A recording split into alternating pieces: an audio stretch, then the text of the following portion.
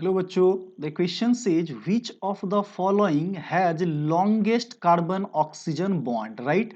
तो हमें यहाँ बात करना है बॉन्ड लेंथ की। तो देखो बच्चों, अगर हम बात करें बॉन्ड लेंथ की, तो बॉन्ड लेंथ क्या होता है, inversely proportional to bond order के। इनवर्सली प्रोपोर्शनल क्या होता है, ये बॉन्ड ऑर्डर के, राइट। तो बच्चों, अगर हमें बॉन्ड ऑर्डर डिसाइड करना हो, तो हम किसकी बात कर रहे हैं, बॉन्ड ऑर्डर की।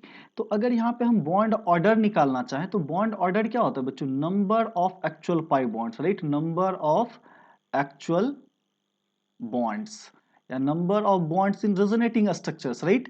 तो ये वैल्यू हम लोग निकालते कैसे, तो वन सिग्मा बॉन्ड तो हमेशा ही प्रेजेंट होता है, तो one plus number of pi bonds, right, number of pi bonds divided by हम लोग क्या कर लेते हैं, तो number of position of delocalisation, right. तो हम क्या बात करेंगे, नंबर ऑफ पोजीशंस की, वो कितने पोजीशन पे डिलोकलाइज होते हैं, राइट।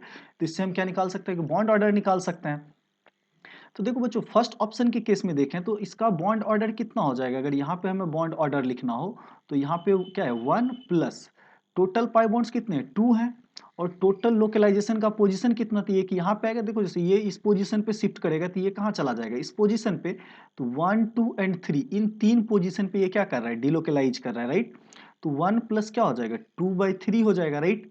सिमिलरली इस केस में देखें तो बच्चों बॉन्ड ऑर्डर क्या आ जाएगा, वन प्लस, राइट। यहाँ पे हम अगर हम बॉन्ड ऑर्डर लिखना चाहें, तो वन टोटल पाई बॉन्ड्स देख रहे हैं, तो टोटल कितना है, थ्री पाई बॉन्ड्स है, और डिवाइडेड बाय क्या हो जाएगा।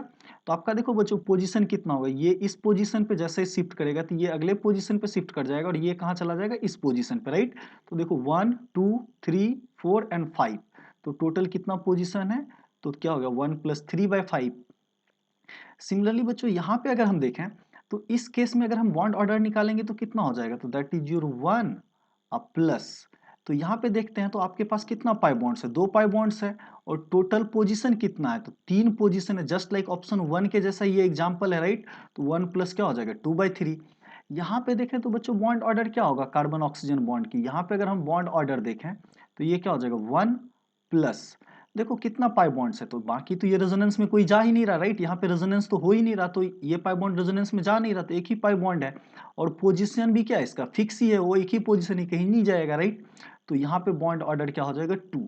तो देखो बच्चों, अगर यहाँ पे हम बॉन्ड ऑर्डर का लिखें, तो बॉन्ड ऑर्डर में क्या है, तो इस वाले वैल्यू को आप कैलकुलेट करोगे तो ये कितना आ जाएगा, 1.67, कितना आ जाएगा, 1.67। जबकि इसको सॉल्व करोगे तो ये वैल्यू कितना आएगा, तो 1.6।